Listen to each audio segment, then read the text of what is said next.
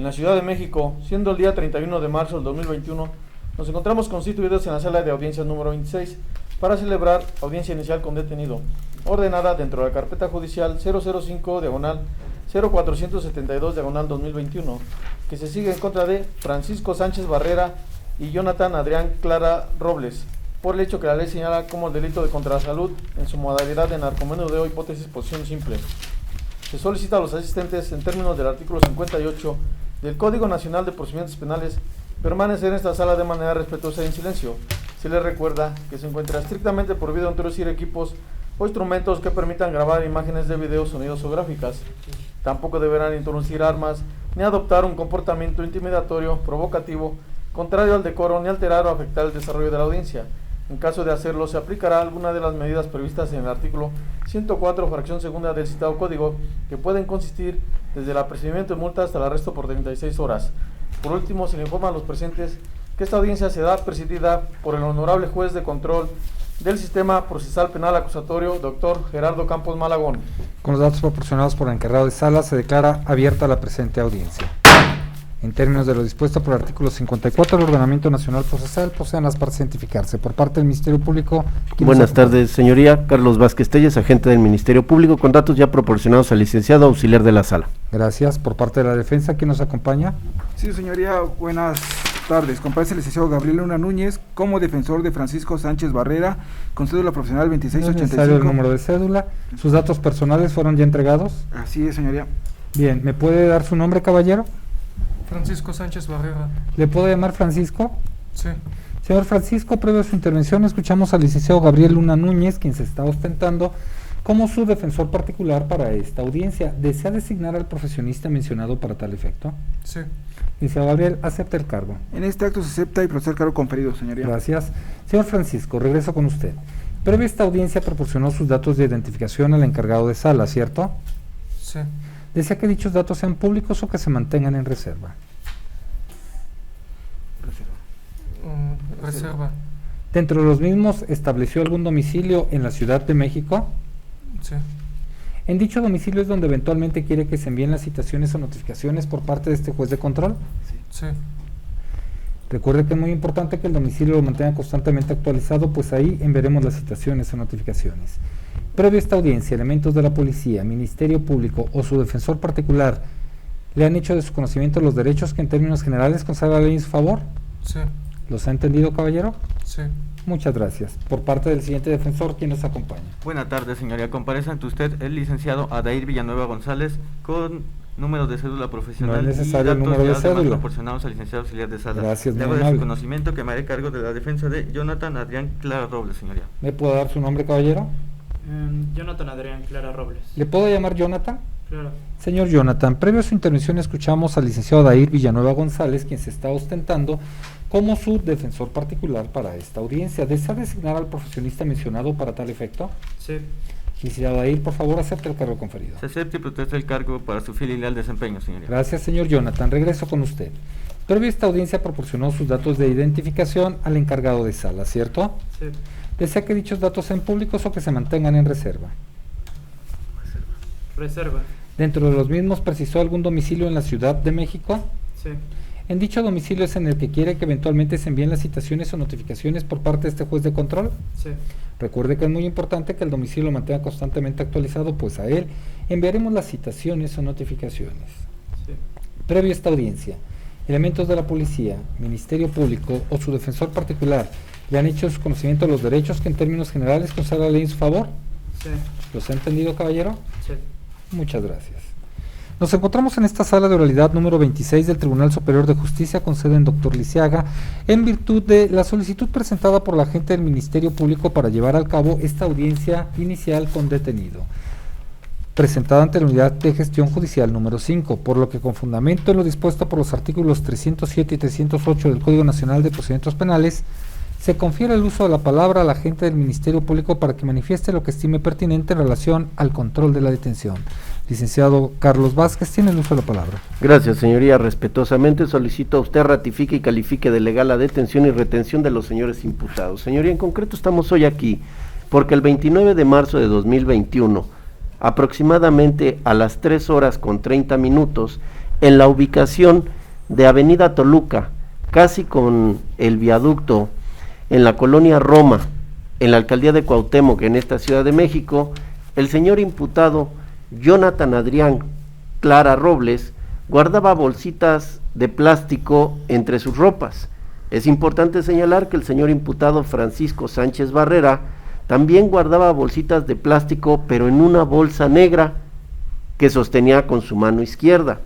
Esta situación es vista por unos patrulleros de nombre Ricardo Hernández Martínez y el oficial Alberto Carlos Fuentes García, ya que metros antes de esta ubicación, al venir circulando, una mujer les hace señas y les indica que dos personas masculinas estaban manipulando adelante bolsas con marihuana. Por esta razón es que les marcan el alto y les indican que les iban a hacer una revisión.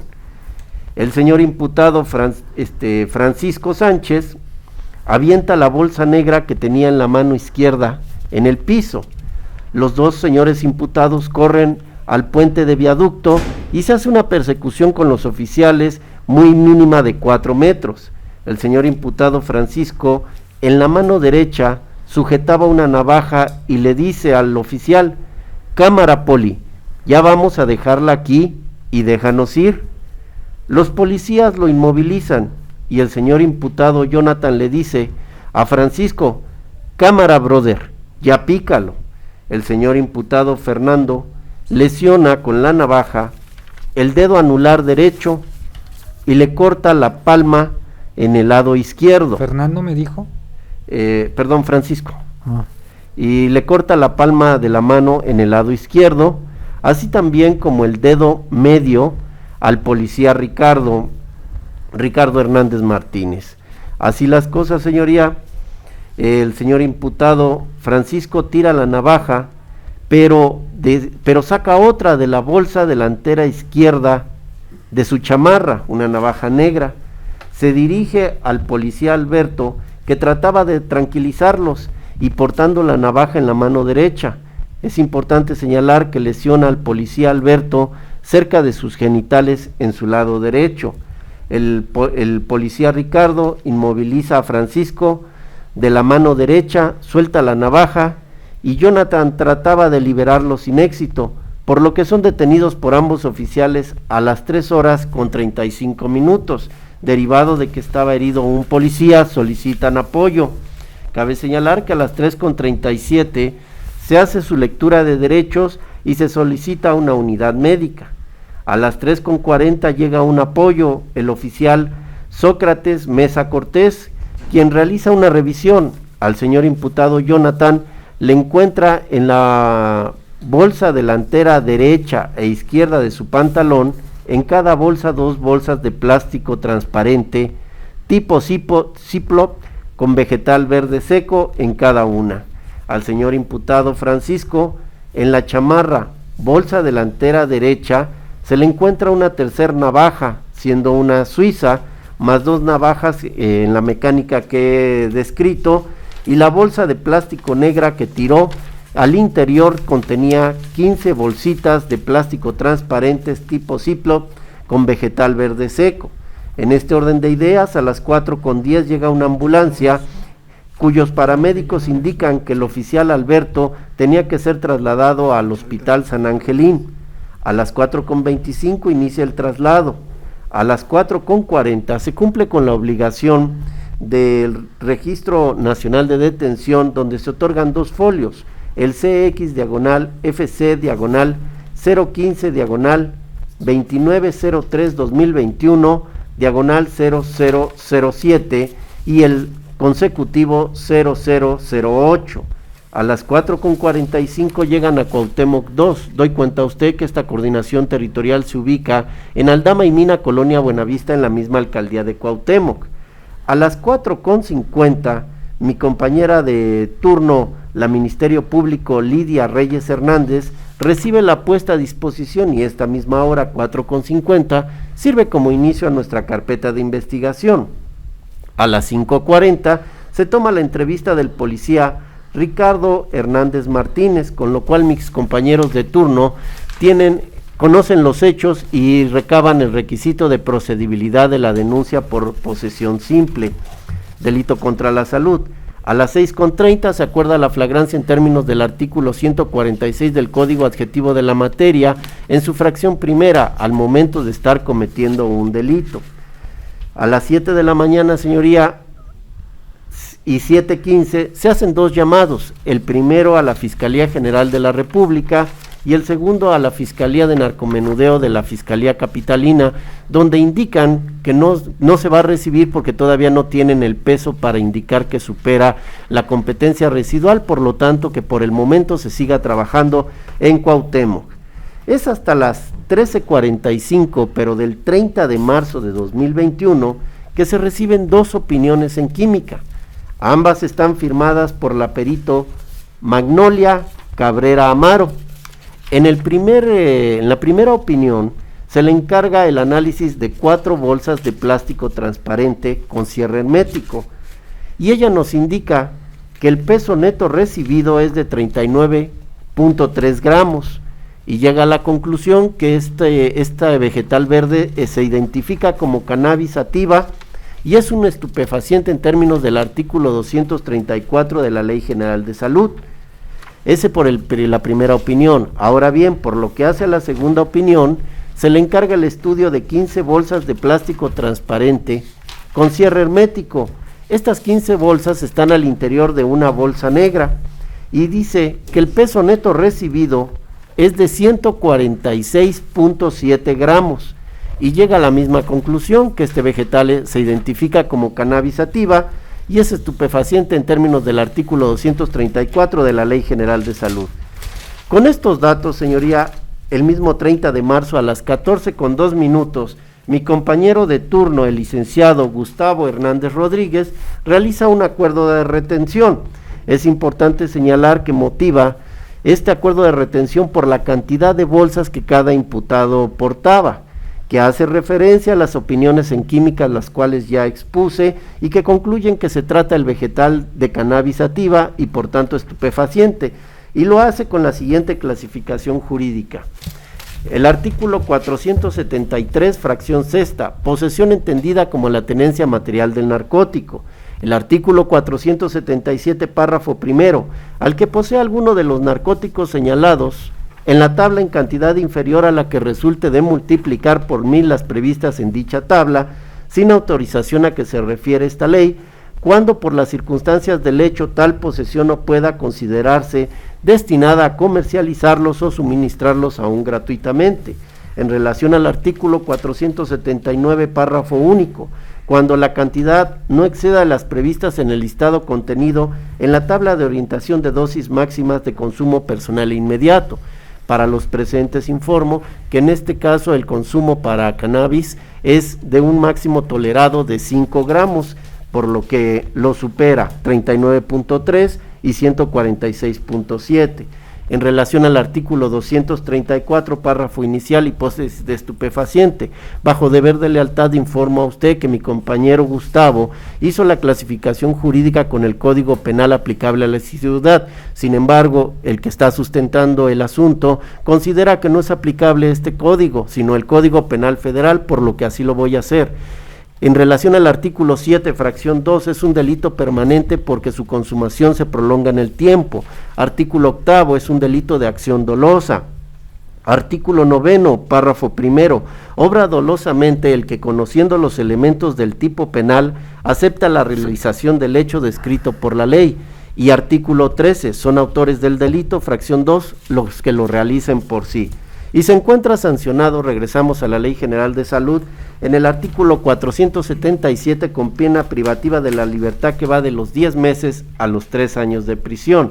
Finalmente, para esta etapa procesal, señoría, informa usted que el 31 de marzo de 2021 a las 3 de la mañana, los señores imputados son ingresados en el reclusorio preventivo Varonil Norte, quedando a disposición de esta Casa de Justicia. Esta fiscalía cuenta con datos que sustentan lo que le he venido exponiendo y por esa razón es que le solicito a usted ratifique y califique de legal la detención y retención de los señores imputados. ¿Es cuánto? Gracias. Aclaraciones o precisiones, licenciado Gabriel. Sí, señoría, si me lo permite, que nos diga la Fiscalía si realizó algún acto tendiente a investigar la identidad de la mujer que hizo la denuncia. Ministerio Público. Señoría, bajo principio de lealtad, le informo que en las entrevistas los policías indican que efectivamente una mujer les hace señas, se detienen, pero ella por seguridad les indica que no va a dar datos, nada más les dice que adelante están 2 sujetos manipulando bolsas con marihuana. Licenciado Gabriel. Sí, señoría, también que la Fiscalía nos señale si realizó algún acto de investigación en relación a las lesiones que presenta visiblemente mi representado. Ministerio Público. Bajo deber de lealtad, señoría, lo único que se hizo ahí fue pasarlos al médico, pero no se hizo ninguna investigación. La investigación se hizo por lo que hace las lesiones del policía y resultaron atípicas, es de menos de 15 días. ¿Es cuánto? Defensa. Sí, me refería a las lesiones de mi representado. Dijo que no le habían hecho ninguna investigación. Perfecto. Si tiene alguna justificación en la carpeta que señale por qué fue el Registro Nacional de Detención hasta las 4:40 horas, cuando la detención fue a las 3:30, cuando los hechos narrados son de 3:30. Ministerio Público. Sí, su señoría, estos datos nosotros los tomamos de lo que nos van diciendo los policías. En este caso es por la mecánica de que efectivamente la hora de la detención se hizo a las 3:30, pero debemos de ver la mecánica de que hubo un policía lesionado en una parte del cuerpo, se tuvo que llamar al médico y los policías ya lo hicieron hasta las 4:40, inclusive iniciando el traslado. Bajo deber de lealtad quiero indicarle que conocemos por la máxima de las experiencias la zona y es una zona muy peligrosa, motivo por el cual hasta que inician el traslado en la práctica es que se resguardan en los vehículos los policías para hacer este llamado. ¿Es cuánto?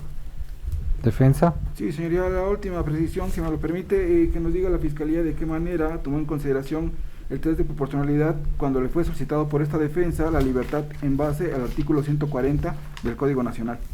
Ministerio Público. Sí, señoría. Bueno, en sede ministerial, como lo indiqué, el Ministerio Público Gustavo Hernández Rodríguez motiva por la cantidad de bolsas que a cada señor imputado portaba.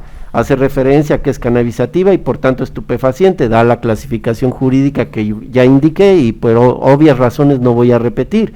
Indica también que no cuenta con un documento con fotografía que acredite la identidad de cada uno de ellos. Así también se desconoce su domicilio, por lo que él consideró que hay riesgo de sustracción y funda en el artículo 168 del Código Nacional de Procedimientos Penales. También hace una referencia a la Convención Americana de Derechos Humanos, al Pacto Internacional de Derechos Civiles y Políticos, y esto en su considerando, y en su resolutivo, en específico en el número 3, no otorga la libertad del artículo 140 y ya es específico, porque dice que no están identificados los señores y no corroborado el domicilio, por lo que a su consideración se acreditan las hipótesis del artículo 168, fracción primera, que es el arraigo, y tercera, que es comportamiento dentro del procedimiento, y finalmente argumenta que por tener el delito, como ya lo indiqué, pena privativa de la libertad. Esto es lo que se asentó para no otorgarles la libertad en sede ministerial, señoría. ¿Algo más? Sí, como precisión, sí, que nos diga si no fue, si obra en la carpeta, registro de domicilio de mi representado, específicamente en la foja 225. 225. Estamos hablando de el señor Francisco Barrera. Señoría, bajo deber de lealtad le debo de informar que a la hora de que se les tomó entrevista, dieron un recibo de agua, dieron acta de nacimiento, dieron un historial de materias de hasta el segundo año de la UNAM, una constancia de historia académica, y efectivamente hay 2 credenciales de la UNAM del señor Francisco. Sin embargo, mi compañero de turno, lo posterior que acordó a esta situación fue el ejercicio de la acción penal y es por eso que hoy estamos aquí. Última precisión, señora, si me lo permite, que nos diga la Fiscalía qué actos tendientes realizó para efectos de comprobar ese domicilio. Posteriormente a que se le tomó la entrevista por los tiempos, ya mi compañero de turno, en específico el licenciado Gustavo Hernández Rodríguez, ya no acordó ninguna intervención a Policía de Investigación. Sí, porque este ya no era de antes. Sí, ya no acordó ninguna investigación. ¿Es ¿Algo cuánto, más? señoría, en relación Bien. a precisiones? Gracias, licenciado Dair. Sin aclaraciones ni precisiones, señoría. Sin aclaraciones. Sin aclaraciones. Gracias, muy amable.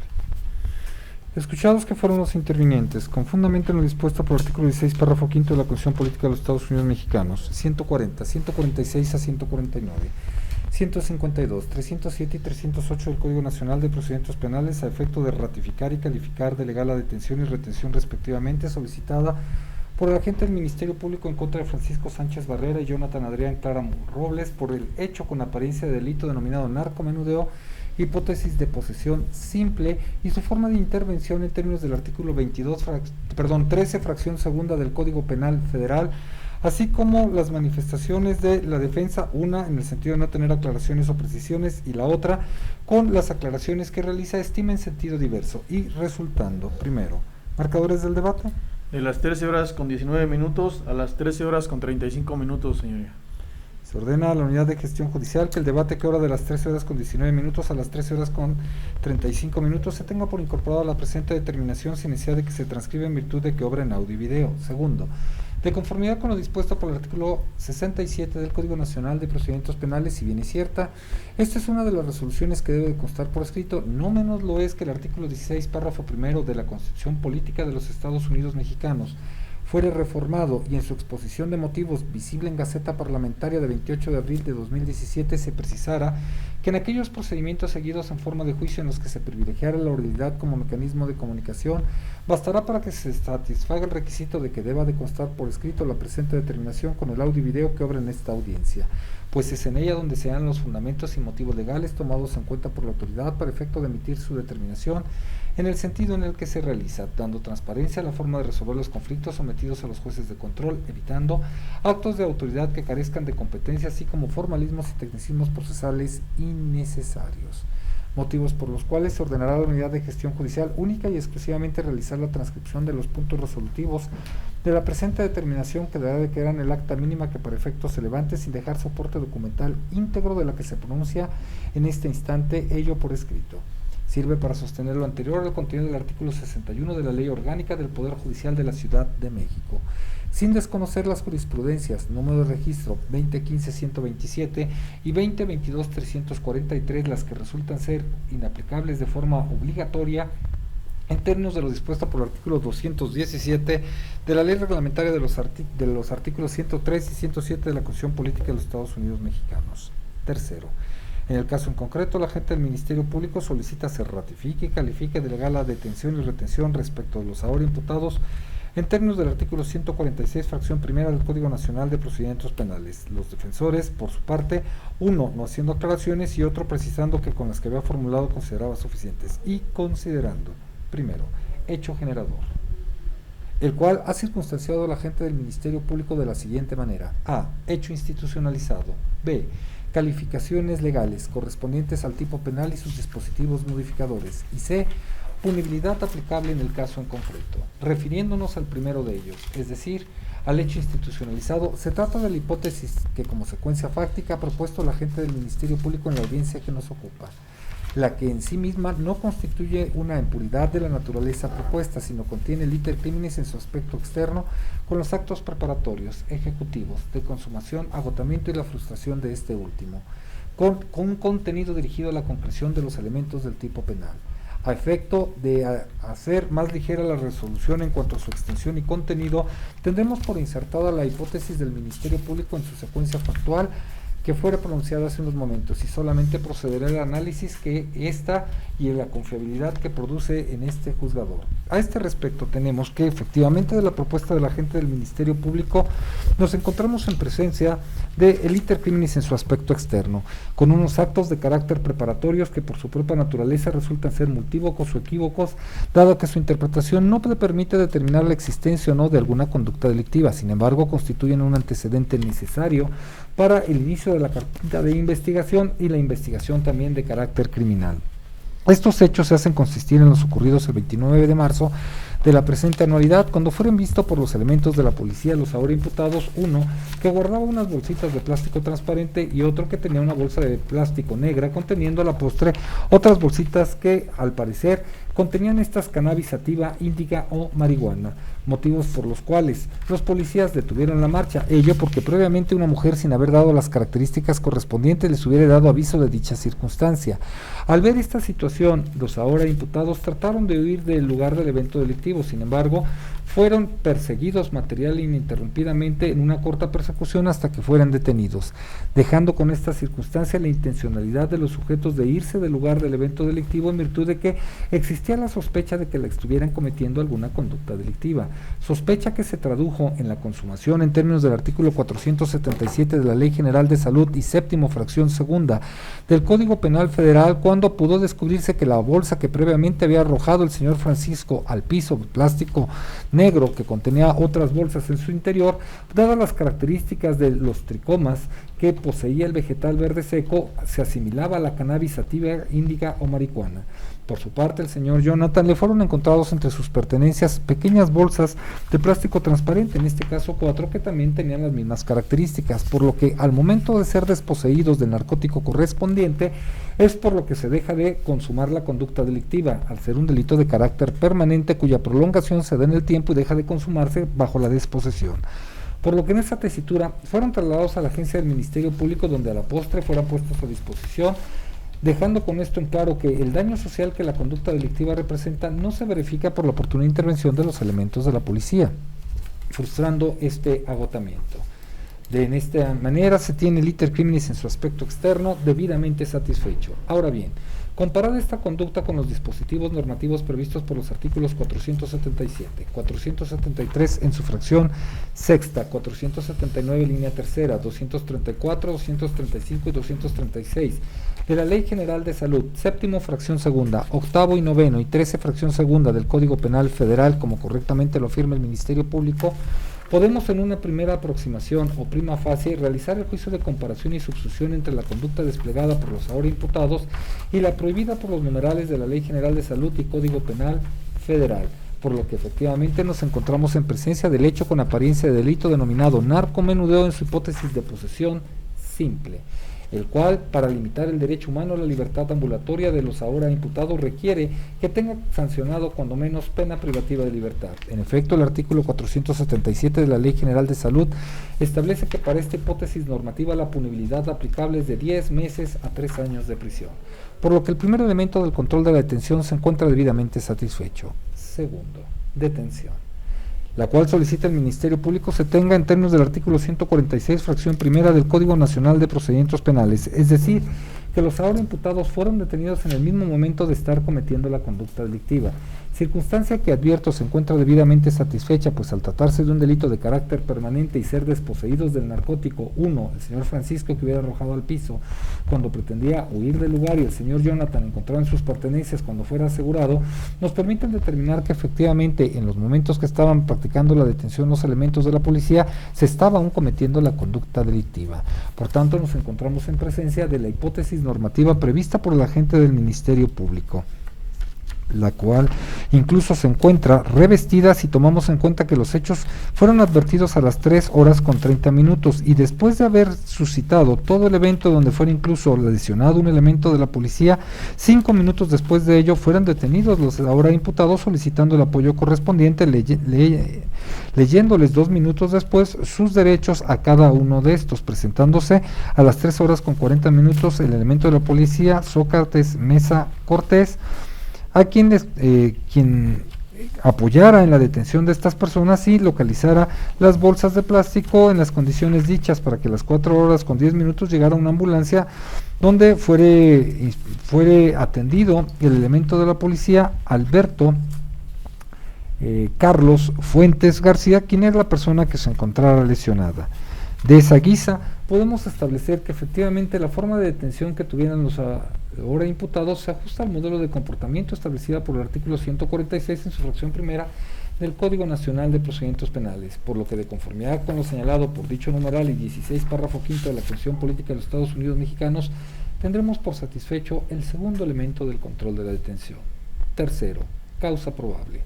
Son los elementos de convicción que tuvieron a su cargo los policías para considerar que era necesario detener y asegurar a Francisco Sánchez Barrera y Jonathan Adrián Clara Robles. Queda claro que los analizados en el considerando primero de esta determinación y los verificados en el considerando segundo son estos elementos de convicción que tuvieron a su cargo los elementos de la policía, dando con ello cumplimiento a la tesis número de registro 201-0961 que dice: control provisional preventivo, parámetros a seguir por los elementos de la policía para que aquel tenga validez con posterioridad a la detención en flagrancia. En esa tesitura se establece que estos elementos de convicción fueron suficientes para que en términos del artículo 16, párrafo quinto de la Constitución Política de los Estados Unidos Mexicanos, 146, fracción primera del Código Nacional de Procedimientos Penales, fueran puestos a disposición los ahora imputados del agente del Ministerio Público. Cuarto, traslado, el cual precisa el agente del Ministerio Público que dicho traslado inicia a las 4:25 y culmina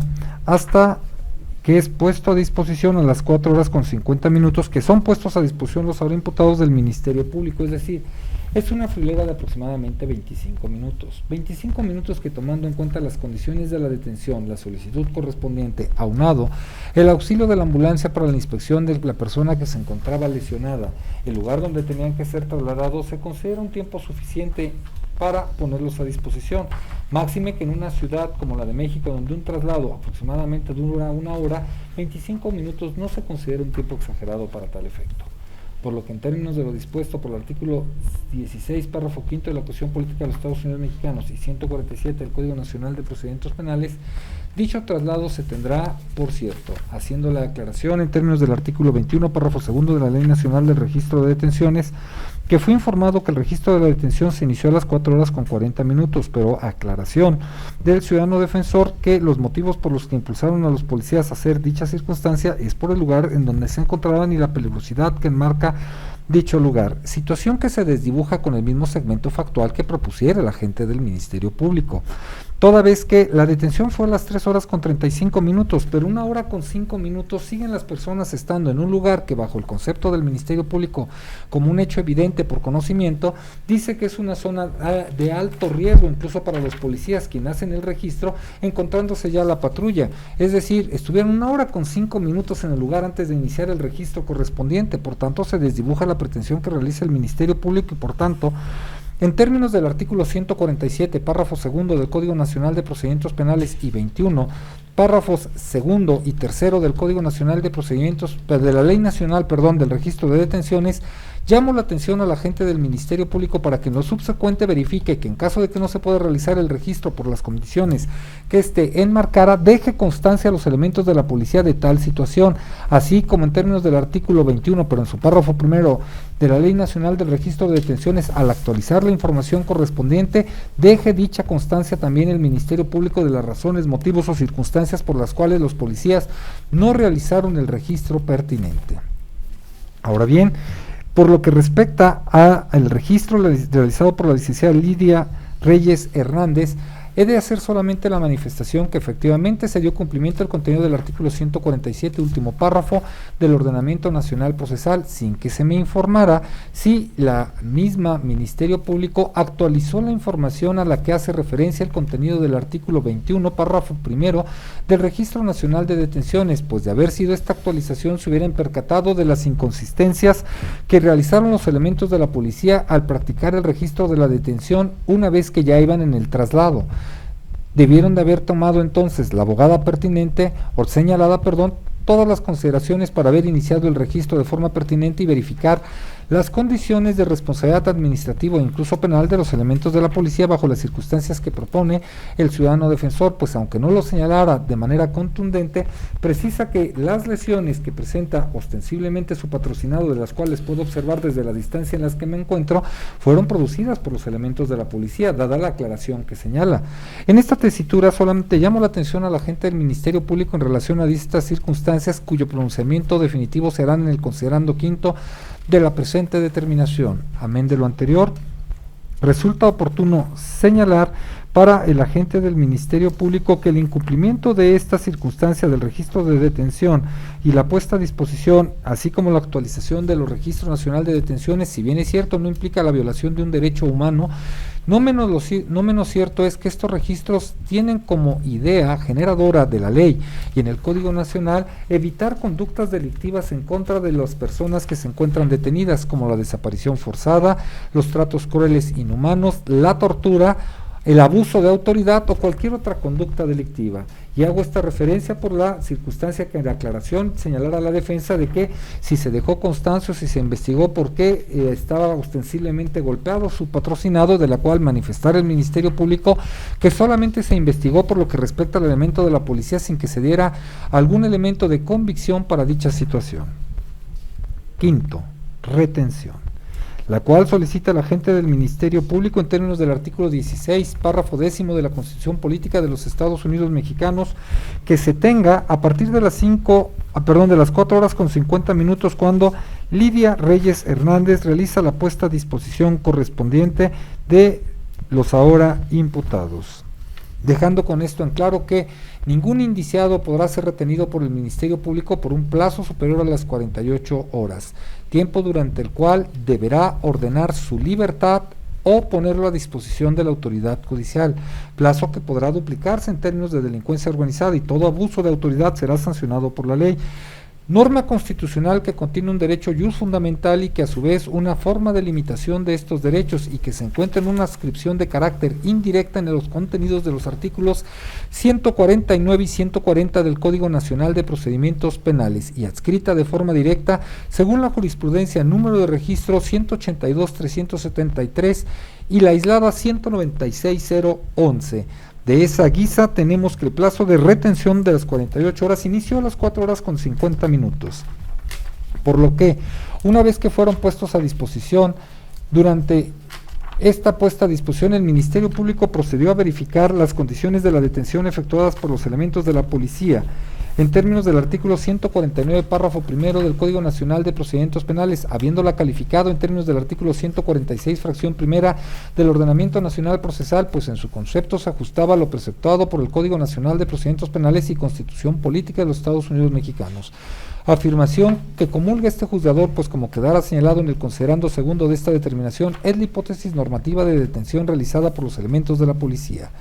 Por lo que, una vez que fue esta, durante el plazo de retención, el Ministerio Público debió de haber analizado la necesidad de dicha medida y practicado todos los actos de investigación tendientes a establecer cuál sería el hecho que propondría este juez ante este juez de control en el hecho con apariencia de delito, tomando en cuenta la opinión técnica en materia de química, dos de ellas realizada por Magnolia Cabrera Amaro, respecto de las bolsas de plástico encontradas tanto al imputado Francisco Sánchez Barrera y Jonathan Adrián Clara Robles, las cuales determinaron en una, es decir, en las de Jonathan, con las 4 bolsas de plástico que tenía un peso de 39.3 gramos, mientras que en las otras, las 15 bolsas en la bolsa de plástico negra era 146.7 gramos, ambas de cannabis sativa, índica o marihuana.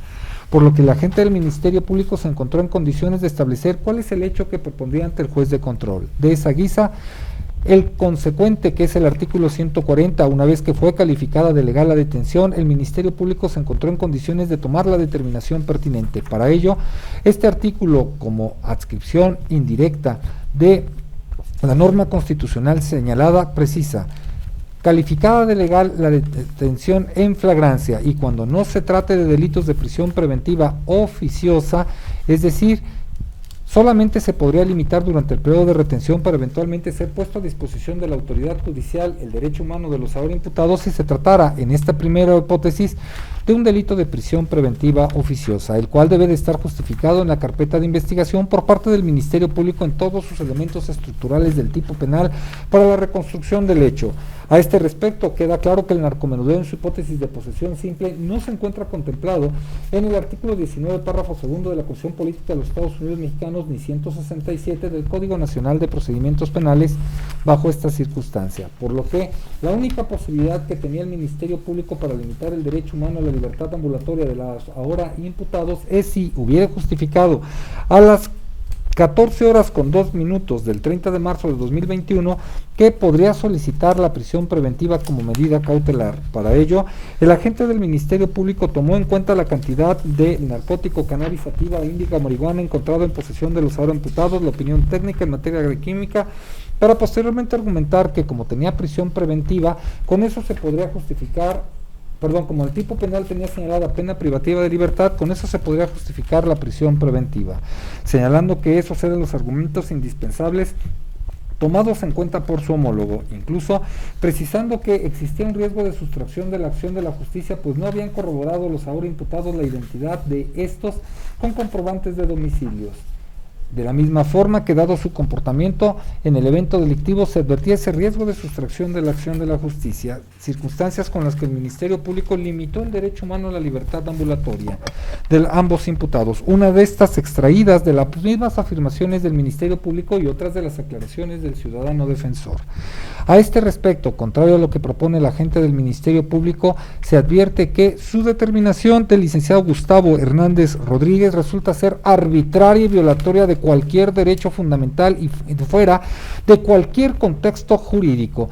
Esta afirmación la realizo, pues si bien es cierto el artículo 165 del Código Nacional de Procedimientos Penales posibilita que cuando el tipo penal tenga señalada pena privativa de libertad, el agente del Ministerio Público solicite la medida cautelar de prisión preventiva, es siempre y cuando cumpla los demás requisitos establecidos por la ley, estos a los que se refiriera el licenciado Gabriel Luna Núñez cuando hiciera referencia al denominado test de proporcionalidad, pues estos requisitos son los contenidos en el artículo 156 del Ordenamiento Nacional Procesal, que al lado del numeral señalado tiene la palabra proporcionalidad y que contempla 4 elementos, 3 de ellos de operatividad fáctica, 1 de operatividad jurídica, para lograr entre estos 4 un quinto. El primero de ellos se denomina identificación de una finalidad constitucionalmente válida o mínima intervención. Los 3 de operatividad fáctica son la idoneidad, la necesidad de cautela y la proporcionalidad propiamente dicha para lograr la menor lesividad.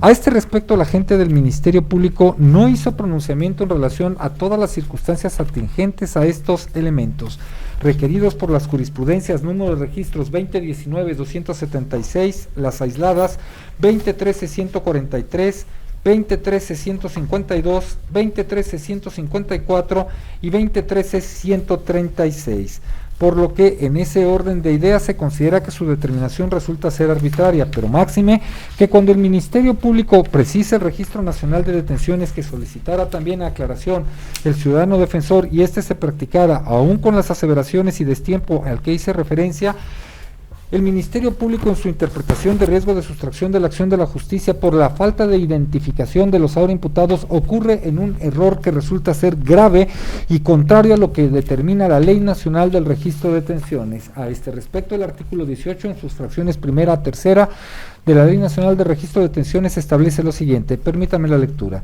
El registro inmediato sobre la detención que realiza la autoridad deberá de contener al menos los siguientes elementos. 1. Nombre, edad y sexo.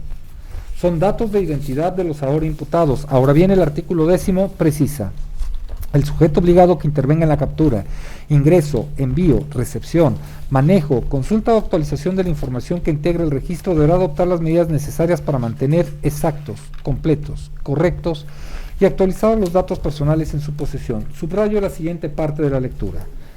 Se presume que son ciertos los datos personales cuando estos son proporcionados directamente por la persona detenida hasta en tanto se acredite lo contrario. Queda claro que desde el Registro Nacional de Detenciones, que no verificó la agente del Ministerio Público que receptó a los ahora imputados, estos habían proporcionado su nombre, su edad y su sexo, por tanto sus datos de identidad se tenían que presumir por ciertos. De ahí que el artículo 8 de la misma ley señalara: las disposiciones de esta ley se interpretarán de modo que no restrinjan ni menoscaben los derechos humanos reconocidos por la Constitución Política de los Estados Unidos Mexicanos y por los tratados internacionales en la materia de lo que el Estado mexicano sea parte. Por tanto, estos datos de identidad se tenían que presumir por ciertos desde el momento que fueron proporcionados por los imputados a los policías, y no como el Ministerio Público precisa que ellos eran los que deberían de acreditar, que lo que incluso En la aclaración de la defensa se señaló que sí proporcionó el señor Francisco Sánchez Barrera sus datos de identidad e identificación, incluso credenciales, historiales académicos, domicilios, recibos del agua, y el agente del Ministerio Público Gustavo Hernández Rodríguez, no obstante tener esos datos de identidad, estableció que en su concepto había una sustracción de la acción de la justicia porque había falseado el domicilio cuando no tenías dato alguno para tal circunstancia. Y hago esta afirmación porque la fracción primera del artículo 168 no hace referencia a la identidad en la forma que propusiera el licenciado Gustavo Hernández Rodríguez. Me voy a permitir leer el contenido del artículo 168 en su fracción primera para que se advierta cómo esto que pidiera en aclaración la defensa no es a lo que hace referencia el numeral citado. Permítame, por favor. El artículo dice lo siguiente: peligro de sustracción del imputado.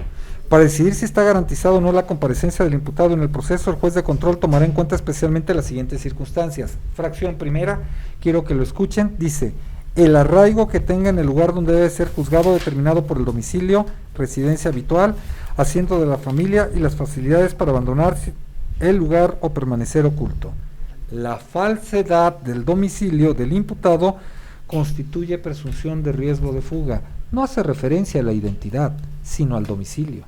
Y el domicilio, quien debe de comprobar que el proporcionado por el imputado es falso, es el agente del Ministerio Público, y no hacer que recaiga la prueba sobre los ahora imputados y las defensas, pues quien está realizando la investigación y quien tiene el deber de justificación de esta circunstancia para limitar el derecho humano a la libertad ambulatoria del imputado no es el abogado defensor, sino antes es el agente del Ministerio Público. Pero además, cuando hace referencia a la fracción tercera, incurre en un error todavía mayor. Esta fracción dice: el comportamiento del imputado posterior al hecho cometido durante el procedimiento o en otro anterior, en la medida que indique su voluntad de someterse o no a la persecución penal. Vuelvo a repetir: el comportamiento del imputado posterior al hecho delictivo. Esto significa que el evento posterior es cuando hubieran transcurrido, como se dijo en el considerado primero, los actos preparatorios, ejecutivos de consumación y agotamiento. Después de la detención de los sujetos y supuesta disposición, no existe ningún acto posterior que el Ministerio Público hubiera proporcionado que permitiera establecer que ellos pretendían sustraerse de la acción de la justicia, máxime porque se encontraban retenidos y puestos a disposición por la autoridad. Si se refiere a las lesiones ocasionadas al elemento de la policía, esto no fue posterior al evento delictivo, sino fue dentro del evento delictivo, pues incluso tras la detención del señor Jonathan Adrián Clara Robles, fue que le encontraron las bolsas. Fue cuando regresaron y tomaron las bolsas de plástico negra que se encontraba en el piso que fuera aventada a Francisco Sánchez Barrera, por lo que en ese orden de ideas se advierte que su riesgo de sustracción de la acción de la justicia propuesto ni siquiera cumple la necesidad de cautela, pues antes bien presumen contrario a lo que ordena la ley e incumplen lo que dice la ley para tal efecto. En esa tesitura, los argumentos que el agente del Ministerio Público precisa para dicha circunstancia resultan ser arbitrarios y violatorios de derechos humanos, pues ni siquiera son contemplados por la ley en esa circunstancia, por lo que, de conformidad con la tesis número registro 2022-128, cuyo rubro dice prisión preventiva justificada, supuestos en los que su posición se considera arbitraria, permítanme leerle parte de la tesis para tal efecto, y esta reza: en consecuencia, la imposición de la prisión preventiva justificada será arbitraria y por ende incompatible con el respeto a derechos fundamentales cuando se actualice alguno de los supuestos siguientes. 1.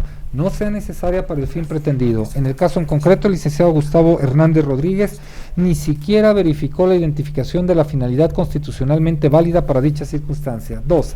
Existe insuficiente en una motivación sobre la necesidad y proporcionalidad de su imposición. La necesidad dividida en idoneidad y análisis de riesgo. En esta tesitura, su análisis de riesgo está desdibujado con las mismas afirmaciones que realizara el Ministerio Público y el contenido de la Ley Nacional de Registros de Detenciones, y por lo que refiere a la idoneidad, ni siquiera hizo referencia al argumento correspondiente. Respecto a la proporcionalidad propiamente dicha, el Ministerio Público ni siquiera tomó tal circunstancia. Y 3. el riesgo pueda cautelarse por medio de medidas menos lesivas. No obstante que le habían sostenido ya el domicilio que según él, por lo menos de Francisco Sánchez Barrera, no tenía, ya se encontraba debidamente satisfecho para tal efecto y no obstante no resuelve la petición de la defensa y argumenta que por la premura, es decir, por su propia negligencia en los actos de investigación, los va a poner a disposición de la autoridad judicial. Máxime que al advertir que el imputado se encuentra golpeado y tras la aclaración que realizada con fundamento en lo dispuesto por el artículo 1, párrafo 3 de la Constitución Política de los Estados Unidos Mexicanos, licenciado Carlos Vázquez Telles, le voy a dar vista por el posible delito de tortura o abuso de autoridad cometido en agravio de Francisco Sánchez Barrera para que se investigue a los elementos de la policía que ocasionaron y a los servidores públicos que tras el conocimiento de las condiciones que se encontrara el ahora imputado no realizaron los actos de investigación tendientes a establecer qué es lo que había ocurrido en el evento delictivo. No es pretexto para lo anterior el uso de la fuerza mínima necesaria para dicha circunstancia, pues como usted manifestó, este uso de la fuerza mínima necesaria fue dirigida directamente al sometimiento del brazo correspondiente donde había ostentado primero 2 navajas y una tercera que llevara oculta para dicha circunstancia, pues se advierte que lo que tiene los impactos, las contusiones, los hematomas que se ven ostensiblemente es a nivel de ojos,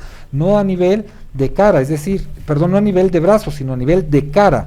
En esa tesitura también se ordena a la Unidad de Gestión Judicial gire oficio a la Comisión Nacional, a la Comisión de Derechos Humanos de la Ciudad de México, haciendo de su conocimiento que la posible existencia del acto de tortura en contra de Francisco Sánchez Barrera ha sido puesta en conocimiento del agente del Ministerio Público, debiendo a su vez girar oficio a la Fiscal General de Justicia de la Ciudad de México, efecto de que dé intervención correspondiente y que la comisión vigile la actuación e inicio de la carpeta de investigación en todo caso en contra de los elementos de la policía o ministerios públicos que resulten ser omisos en la investigación del hecho. Máxime que un acto violatorio de derechos humanos, aquella autoridad que tenga conocimiento de los mismos y no haga cuanto para impedirlo o investigarlo, se convierte en partícipe de dicho acto por comisión por omisión. En esa tesitura, no es posible calificar de legal la retención en contra de Francisco Sánchez Barrera y Jonathan Adrián Clara Robles, atento a las consideraciones señaladas en esta determinación, por lo que con fundamento en lo dispuesto por el artículo 16 de la Constitución Política de los Estados Unidos Mexicanos, 140, 146 a 149, 152, 307 y 308 del Código Nacional de Procedimientos Penales, resuelvo. Primero, es procedente la solicitud realizada por el Ministerio Público para ratificar y calificar de legal la detención y retención respectivamente en contra de Francisco Sánchez Barrera y Jonathan Adrián Clara Robles por el hecho con apariencia de delito de narcomenudeo, hipótesis de posesión simple y su forma de intervención en términos del artículo 13, fracción segunda del Código Penal Federal. Segundo, ante lo infundado de la petición del agente del Ministerio Público, no obstante se pudiera ratificar de legal la detención en contra de los imputados citados, no es posible calificar la retención en contra de los imputados por el hecho con apariencia de delito citado y su forma de intervención, atento a las consideraciones señaladas en esta determinación. Tercero, se ordena a la Unidad de Gestión Judicial realizar los actos administrativos tendientes al cumplimiento de este mandato. Gire oficio a los elementos de la Policía Procesal a efecto de hacerles de su conocimiento que en virtud de no haberse calificado de legal la retención en contra de los ahora imputados, la contención virtual que se mantiene de ellos en las instalaciones de este Tribunal Superior de Justicia de la Ciudad de México habrá concluido una vez que reciban el oficio correspondiente. Esta determinación no afecta requerimiento alguno de juez de control por hecho con apariencia de delito o hecho que la ley señala como delito diverso al de esta carpeta judicial. Infórmese al director del reclusorio preventivo varonil. ¿De cuál proviene? Del norte, señor. Del reclusorio norte, que en virtud de no haberse calificado de legal la retención en contra de los ahora imputados, estos no regresarán al centro de reclusión de procedencia ni formarán parte de la población penitenciaria que se encuentra a su disposición. Francisco Sánchez Barrera y Jonathan Adrián Clara Robles obtienen su libertad porque no fueron legalmente retenidos. Esta determinación no prejuzga sobre el hecho que la ley señala como delito y la probabilidad en su comisión o participación. Aun cuenta el Ministerio Público con la posibilidad de ponerlos a disposición de la autoridad judicial para que respondan por estos hechos a través de una forma de conducción como es un citatorio, comparecencia o eventualmente orden de aprehensión.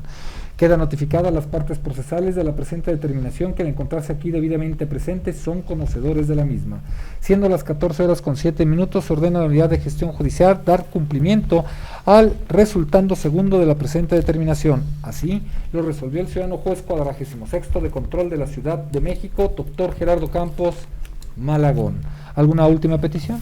Sí, su señoría, respetuosamente solicito a usted acuerde la expedición de copia de audio y video de la presente audiencia. Es cuanto, muchas gracias. Simple, ¿verdad? Sí, señoría. ¿Defensa? En los mismos términos, señoría, si me lo permite, autorizando para recibir dichas copias a los CC, Mayra Valeria Martínez Moreno, Ana María Bobadilla Marín y David Salazar Núñez.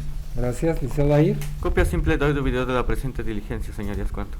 Escuchados que fueron los intervinientes, con fundamento en lo dispuesto por el artículo 50 del Código Nacional de Procedimientos Penales, se ordena a la Unidad de Gestión Judicial expida las copias de audio y video en la forma y tantos que han solicitado las partes, autorizando expresamente a las personas mencionadas para recoger única y exclusivamente las copias de audio y video previa identificación que realicen ante la Unidad de Gestión Judicial. Copias que serán entregadas una vez que las actividades propias de la Unidad de Gestión Judicial así lo permitan. Por último, señor Francisco, ha escuchado usted las vicisitudes de esta audiencia. Usted obtendrá su libertad porque no fue legalmente retenido.